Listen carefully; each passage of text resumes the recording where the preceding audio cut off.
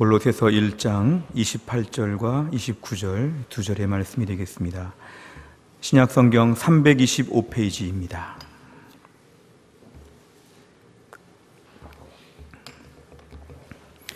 골로새서 1장 28절과 29절의 말씀, 우리 두 절의 말씀을 다 같이 합독하도록 하겠습니다. 골로새서 1장 28절과 29절 다 같이 읽겠습니다. 우리가 그를 전파하여 각 사람을 권하고 모든 지혜로 각 사람을 가르침은 각 사람을 그리스도 안에서 완전한 자로 세우려 함이니 이를 위하여 나도 내 속에서 능력으로 역사하시는 이의 역사를 따라 힘을 다하여 수고하노라. 아멘. 오늘 저희가 하나님의 은혜 가운데 제자훈련 제7기 개강 예배를 드리게 됨을 무척 감사드리고 하나님께 영광을 올려드립니다. 제가 제자훈련 개강 예배나 또한 수료 예배 때는 늘 동일한 말씀을 거의 함께 나누고 있습니다. 왜냐하면 제자훈련의 기본적인 정신은 해마다 똑같고 일관된 메시지가 있기 때문에 그런데요, 제자훈련의 그 제자라는 말의 자체는 우리가 먼저 무리와 다르다는 걸 알아야 합니다. 무리, 군중과 다르다는 뜻입니다. 예수님 3년의 공생애를 하실 때 수많은 무리들이 예수님을 따라다녔습니다. 이들은 예수님을 극도로 칭찬하기도 하였지만 마지막엔 극도로 예수님을 십자가에 못 박으라고 외쳤던 군중들이었습니다. 빵을 준다고 하면 막 몰려들기도 했지만 예수님이 그 고난받는다고 하면 다 도망갔던 사람들은 무리들이었습니다. 하지만 무리들은 숫자가 많음에도 불구하고 아무런 일을 할 수가 없었는데 예수님의 제자들, 그 얼마 안 되는 12명의 제자들, 그 예수님의 제자들은 예수님이 3년 동안이나 애쓰고 돌보시며 키우셨던 사람들이었습니다. 우리가 오늘 신앙생활하면서 예수님의 제자가 된다는 목적은 제자 훈련을 받아서 제자가 된다는 것이 아니라 예수님 믿는 동시에 제자가 되었기 때문에 우리 본래 이름값을 하기 위해서 훈련한다는 뜻입니다. 우리는 교회 다니면서 무리가 되기 참 쉽습니다. 무리는 참 편하죠. 내 하고 싶은 대로 하면 되고 안 하면 되고, 그 다음에 내 모든 기분대로 유익이 있으면 가고 유익이 없으면 안 가고 내 모든 것을 스스로 결정하는 이 무리들은 예수님의 일을 할 수 없고 예수님의 제자의 사명을 감당할 수가 없습니다. 그래서 우리 교회는 무리가 아니라 제자를 강조하죠. 우리 자신의 기도 제목이 있다면 주여 제가 예수님의 온전한 제자가 되게 하여 주시옵소서. 힘들고 어려워도 예수님을 따라다니고 예수 믿다가 핍박당하고 어려움을 당하도 예수를 끝까지 믿겠고 나는 예수님의 진정한 제자가 되고 싶습니다. 한평생 금방 지나갑니다. 한평생 금방 지나가는데 예수를 믿는다고 하면, 이왕 예수님 믿는다고 하면 내가 오늘 제자의 삶을 살고 무리의 삶은 내가 오늘 날짜로 포기하겠습니다.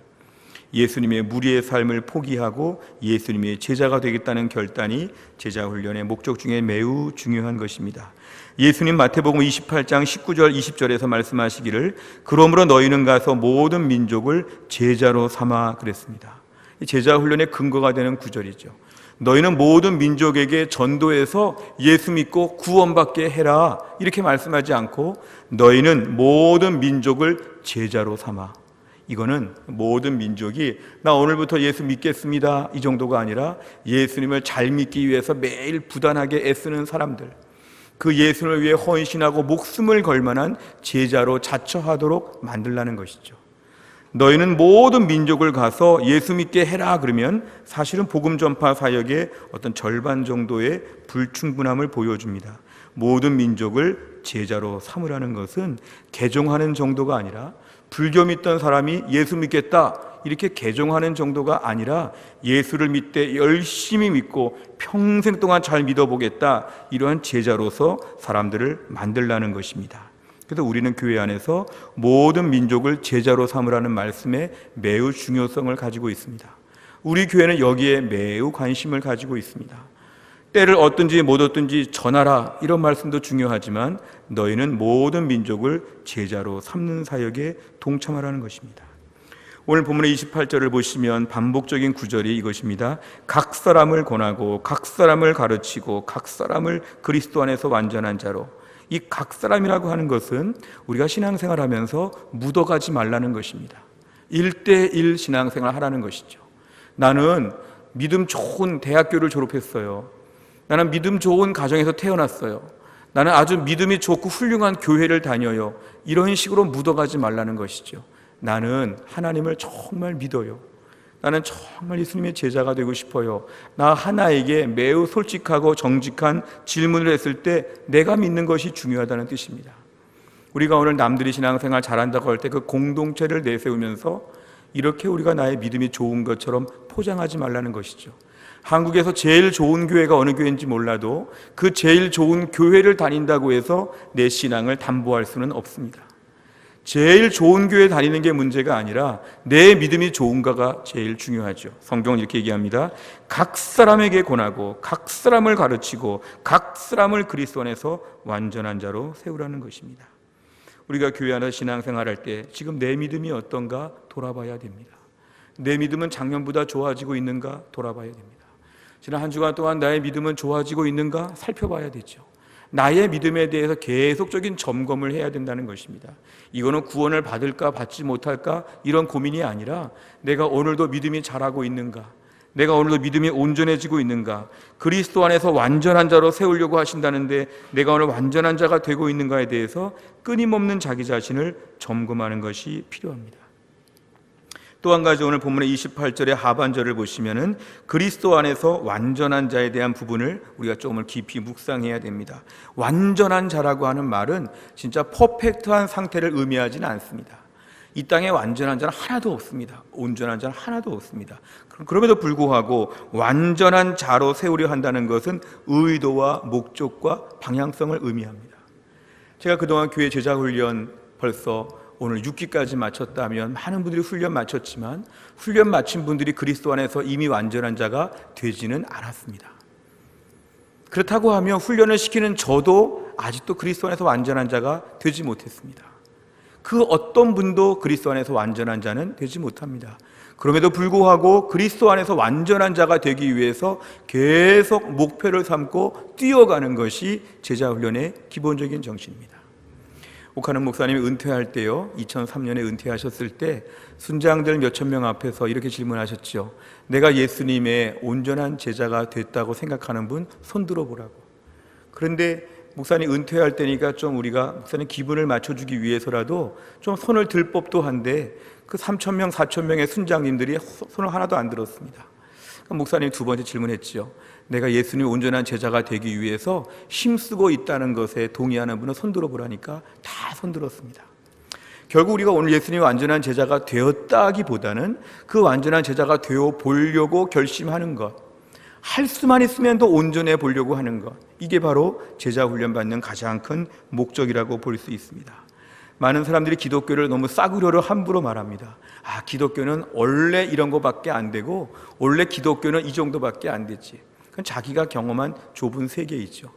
기독교의 이런 어떤 퀄리티를 너무 자꾸만 하향 평준화시켜서 싸구려 복음인 것처럼 말하면 이건 문제가 있는 것입니다. 복음 안에서의 영광과 복음 안에서의 모든 풍성함, 복음 안에서의 모든 찬란한 것들을 저희가 생긴다면 우리가 오늘 본문의 말씀에 그리스도 안에서 한번 완전한 자로 주님 제가 성장하게 하여 주옵소서. 내가 나중에 나이가 들어서 무슨 차를 탄다, 얼마나 몇 평의 큰 집을 간다, 내가 얼마나 대단한 위치에 올라보겠다, 이런 야망을 갖지 말고 내가 평생 그리스도 안에서 온전한 자가 되게 하여 주시옵소서. 내 성품도 온전해지면 좋겠고 이 말씀을 묵상하는 이 말씀 묵상의 수준도 더 깊어지면 좋겠고 내가 기도하는 것도 더 깊어지면 좋겠고 주변의 모든 사람들을 감당하는 내 인격과 태도도 더 좋아졌으면 좋겠습니다. 주님, 저에게는 갈망이 있습니다. 이렇게 우리가 주님 앞에서 뛰어가는 것이 제자의 삶이라는 것이죠. 어떤 분들은 벌써 본인의 모습을 함부로 얘기합니다. 나는 못 고친다. 원래 난 이렇게 태어났고 내 성격은 원래 이렇고 어쩔 수 없다. 이건 복음을 과소평가하는 것입니다. 그리스도 안에서 완전한 자로 세우려고 한다는 것이 복음 안에서 양육의 목적이라고 하면 주님, 내 믿음이 좀 더 온전해지게 하여 주시옵소서. 더 기도하셔야 됩니다. 저도 매일매일 기도하고 있습니다. 그동안 제가 보여드린 부족한 성품이나 제 부족한 부분이 있다면 용서하시기를 바랍니다. 저는 매일매일 하나님 앞에 기도하고 있습니다.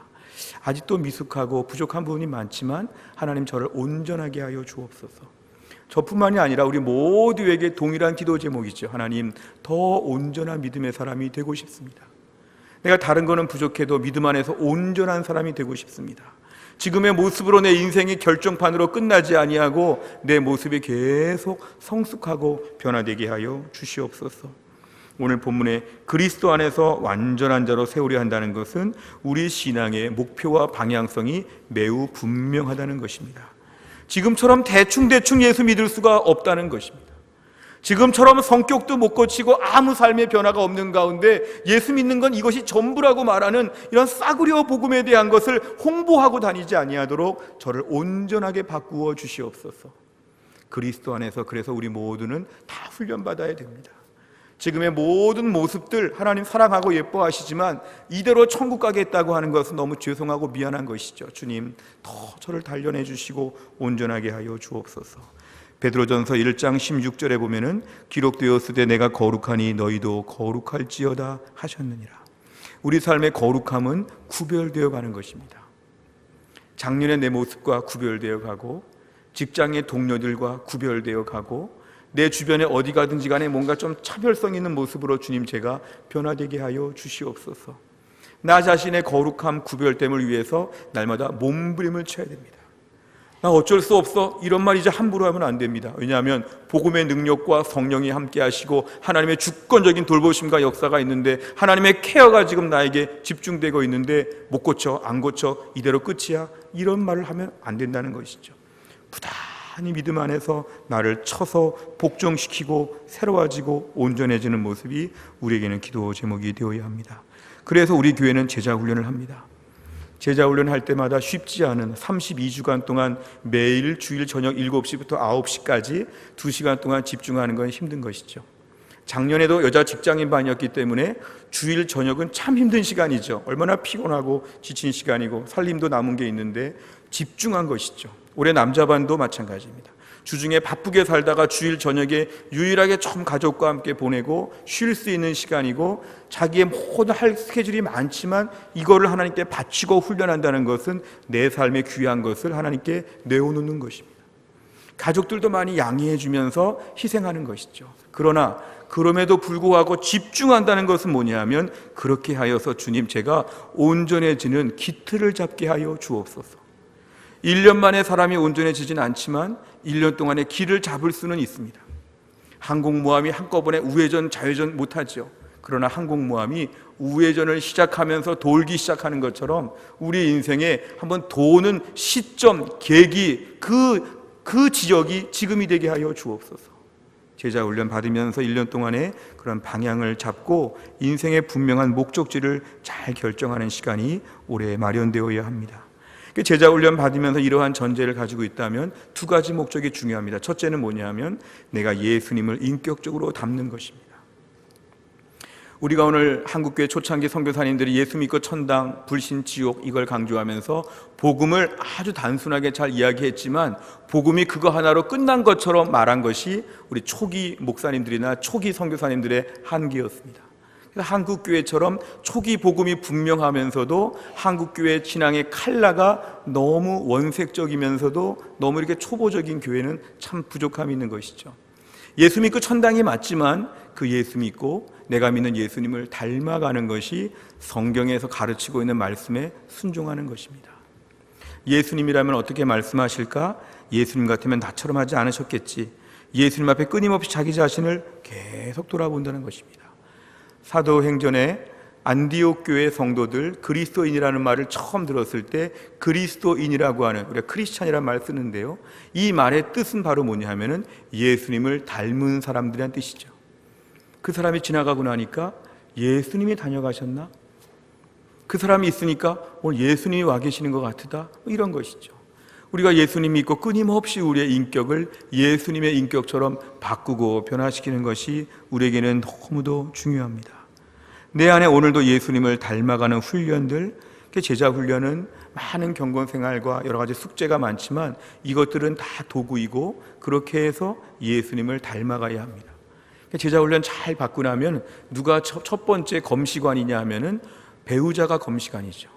배우자가 볼 때 내 남편이 변했어요? 내 아내가 변했어요? 아이들한테 물어보죠. 엄마가 훈련받고 많이 변했디? 애들이 볼 때 엄마가 완전히 바뀌었어요? 이런 훈련 잘 받은 것이죠.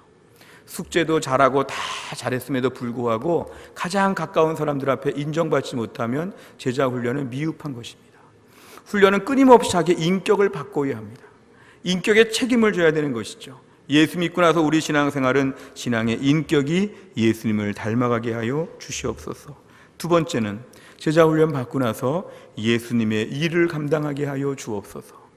제자 훈련 받을 때 많은 동기와 목적이 제자 훈련 받으면 내가 은혜를 더 많이 받고 축복을 받고 신앙생활도 잘할 것 같아서 훈련을 받는다고 하는 분들이 있지만 이거는 이미 목적이 조금 아쉬운 것입니다. 제자 훈련 받고 나서 주님 훈련 많이 받고 은혜 많이 받아서 주를 위해서 쓰임받게 하여 주시옵소서. 주께서 우리에게 물어보실 겁니다. 너 그렇게 제자 훈련 열심히 받고 숙제 많이 하고 책 많이 보고 큐티 잘하고 기도 잘하고 성경 많이 보고 이렇게 훌륭하게 다 바뀌었는데 그래서 뭐 할래? 그러면 놀러 다녀야죠. 이러면 훈련 못 받은 것이죠. 그럼 주여 제가 시간을 쪼개서라도 주의 교회를 위해서 힘써서 일하겠습니다. 우리 교회를 보니까 어느 부서에 일꾼이 부족하답니다. 우리 교회를 보니까 어느 부서는 지금 물질도 필요하고 시간도 필요하고 제가 좀 손봐야겠습니다. 돌보고 싶습니다. 그런 마음을 마음에 이렇게 거룩한 충동을 주시죠. 훈련을 받고 나서 은혜 받고 변화되어 가지고 내 마음에 이런 충동이 없다면 그 훈련은 잘못된 훈련입니다. 제자 훈련 받고 나서는 자꾸 이렇게 쉬고 놀고 이쪽으로 가지 아니하고 자꾸 고생하고 일하고 힘든 쪽으로 가죠. 왜냐하면 그렇게 해야 내가 훈련받은 것에 책임을 감당한 것이죠. 교회적으로 볼 때도 담임 목회자가 몇 명 안 되는 분들을 붙잡고 1년 내내 집중한다는 것은 목회적인 에너지를 여기에 많이 집중하는 것입니다. 그 시간에 더 많은 분들을 신방할 수 있고 그 시간에 더 많은 교회를 할 수 있지만 그것들을 다 내려놓고 여기에 집중하는 것은 그만큼 이분들에게 많은 걸 쏟아붓는 것이죠. 그러니까 혜택을 받은 것이죠. 다른 분에 비하면 편애를 받은 것이죠. 그렇다면 편애를 받은 것에 대한 책임을 감당해야 됩니다. 오늘 목회자가 왜 제자훈련생에게 집중합니까? 육군사관학교에 그 장교들을 키워내서 그 장교들이 나중에 큰 일을 감당하고 많은 사병들을 섬기는 것처럼 교회에서 훈련 사역을 통해서 일꾼들이 세워지죠. 교회 안에서 신실한 자들이 세워지죠. 실제로 우리 교회를 보면 교회 안에서 많이 일하시는 분들을 보면 제자훈련을 받은 분들이 열심히 많이 일을 하고 있습니다. 왜냐하면 주를 위해서 일할 수밖에 없는 충동이 있죠. 가만히 있으면 죄책감이 들죠. 주님은 나를 그냥도 예뻐하시지만 주여 내가 뭔가 일하고 싶습니다. 뭔가 써주십시오. 주여 제가 이렇게 은혜 받았는데 뭔가 해야 되지 않겠습니까? 교회 안에서 우리는 훈련의 목적 중에 하나는 예수님의 사역을 계승하는 소명자로 변해가는 것입니다. 그전에는 교회도 잘 나오지 못하고 간신히 교회에 나오고 그동안 믿음 생활 잘 못했는데 훈련을 받더니만 교회만 잘 나오는 것이 아니라 자꾸 주를 위해서 일하려고 한다면 이것이 바로 온전한 제자의 모습입니다. 그래 훈련 받고 나서 열심히 전도하죠. 사랑의 전도단을 비롯해서 열심히 전도하려고 했었죠. 주일학교의 교사든지 간에 순장이든지 간에 열심히 일하죠. 누가 힘들고 어려우면은 병문안도 가고 기도도 해주고 밥도 갖다 주고 뭔가 해주면서 막 도와주려고 하죠. 이런 뭔가 사랑을 베풀 수 있는 사람들로 바뀌어가는 것이 뭐냐면 예수님이 계셨으면 하실 법한 일들을 우리가 하는 것으로 그 일을 분담하는 것입니다. 학자들은 16세기 종교개혁이 일반 평신도들에게 성경이 라틴어 성경이었기 때문에 아무도 이해하지 못해서 성경을 볼 수 없었다면 성경의 번역을 통해서 성경을 일반 회중들에게 주었다고 해서 성경의 보급이 16세기 종교개혁의 가장 큰 몫이었다고 얘기합니다. 이게 바로 뭐냐면은 성경을 평신도들에게 돌려주었다는 거죠. 2차 종교개혁은 20세기에 있었다고 평가를 받는데 20세기 종교개혁은 뭐냐면은 성도들에게 사역을 돌려준 것이죠. 그전엔 다 목회자들이 해야 되죠. 목회자들이 많이 피곤하고 지쳐도 목회자들이 다 해야지 훌륭한 목회자고 성도들은 하나도 일하지 않아도 그냥 성도들은 괜찮은 것이고 그러니까 목회자들은 목회자들 숫자가 자꾸 늘어나고 목회자들의 일이 많아지는 것이 좋은 교회인 것처럼 지금은 그렇지 않습니다. 올해 우리 교회가 작년과 올해 좀 샘플을 하고 있는데요. 교역자의 수가 많지 않고 교회가 성도들이 교역자의 일들을 나눠서 하는 것입니다. 앞으로 병원 신방 같은 거, 무슨 신방 같은 일들, 돌보는 일들, 이거 다 교인들이 나눠서 하는 거죠. 순장님들은 작은 목사님들과 똑같습니다. 교회 안에서 평신도들이 하나님의 일을 맡아서 뭔가 감당할 수 있는 교회로 가는 것이 바로 건강한 교회입니다. 그래서 오늘 제자훈련의 목적은 두 가지입니다. 첫째는 뭐냐면 예수님의 인격을 닮아가는 사람이 되게 하여 주옵소서. 두 번째는 예수님이 남겨놓으신 일들을 제가 감당하는 소명자가 되게 하여 주시옵소서. 올해 훈련받은 두 분을 비롯해서 그동안에 훈련받은 분들을 모두에게 권면하고 또 우리 모든 성도님에게 한꺼번에 권면합니다.